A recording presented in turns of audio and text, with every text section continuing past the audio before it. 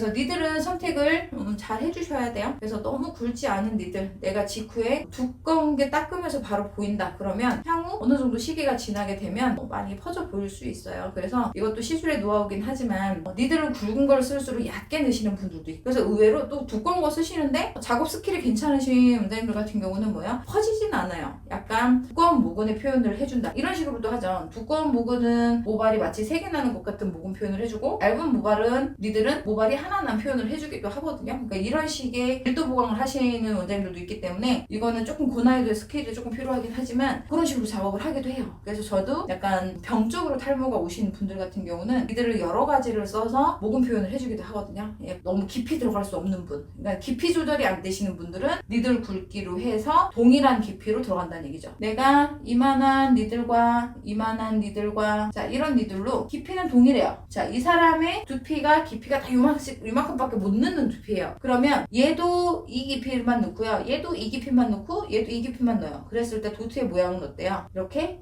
다양해질 수 있거든요. 근데 내가 두꺼운 니들로 같은 두께예요. 근데 깊이감을 얘는 요만큼 넣어야 돼. 근데 얘는 요만큼 내가 넣게 됐어요. 요만큼 넣게. 그러면 니들은 같은 거를 썼지만 되게 다양한 모양이 나오지만 얘처럼 쨍하게 이쁘진 않아요. 니들의 굵기가 굵으면 굵을수록, 굵은 부분이 들어가면 들어갈수록 이 피부의 조직이 굉장히 많이 해지기 때문에 재생도 늦고, 그리고 표면에 약간 퍼트리는 거를 느끼실 수가 있거든요. 그래서 같은 니들의 굵기로 깊이 조절로 그라데이션을 치실 분들이나 밀도 보강 하실 분들 같은 경우는 뭐예요?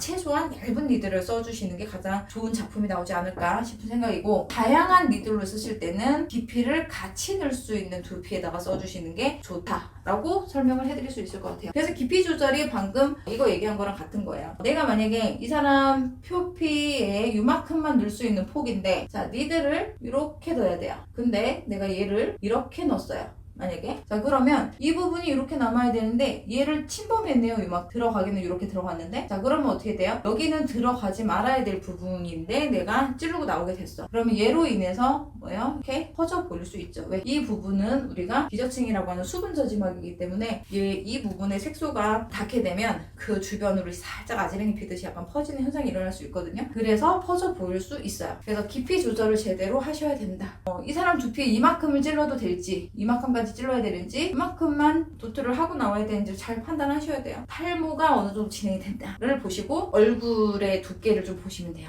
얼굴 두께의 2배 정도가 는 얇다고 보시면 되거든요. 그래서 페이스가 조금 두꺼우신 편인 것 같아. 그거를 비교를 해서 두피의 두께를 판단하시는 것도 괜찮아요. 이것도 저것도 모르겠다 그럼 또 얘도 뭐를 해야 돼요? 테스트 도트 하시면 돼요. 그리고 각도 조절, 얘가 제일 많이 실수하시는 거예요. 이건 뭐냐면 우리가 연습을 할 때는 90도 연습을 하지만 없다가 있어요. 단면에다 했기 때문에 우리가 고음판에 놓고 90도 이렇게 연습을 했잖아요. 근데 사람 머리는 어때요? 구로 돼 있어요. 그래서 이 90도를 정확하게 모르시거나 원장님들이 작업하시는 베드가 작업하기 굉장히 편한 베드가 아니시면, 일반 미용 베드 같은 경우는 전 두피 문신 안 하거든요. 높낮이도 되고 머리 헤드 부분도 올라갔다 내려갔다도 되고 이제 그런 거를 해서 제가 작업하는 어깨와 팔꿈치와 팔목에 이 스냅은 항상 같은 방향으로 하고 모델이 움직이시는 식으로, 고객이 움직이는 식으로 작업을 하셔야 그나마 각도 조절이 잘 돼요. 그래서 각도 조절은 90도로 잘 지켜주시는 게 좋죠. 예를 들면 얘도 자 내가 여기를 넣고 여기로 빼줬어요. 자 그러면 수직하강 90도로 만약에 작업을 해줬어. 그러면 뭐예요? 내가 넣은 자리, 찍고 나오는 자리가 같은 방향이기 때문에 주변을 괴롭히지 않았어요. 허나 내가 이런 식으로 만약에 자 얘를 넣었어요. 넣었는데 찍고 이만큼 나왔어요. 자 그러면 자 요 폭만큼은 색소가 스치고 나오기 때문에 원하는 도트는 이 모양이었지만 결과는 이렇게 된다. 이것 때문에 제일 많이 퍼지시더라고요. 제가 물어보면 각도 조절이 내가 90도가 잘 맞는지를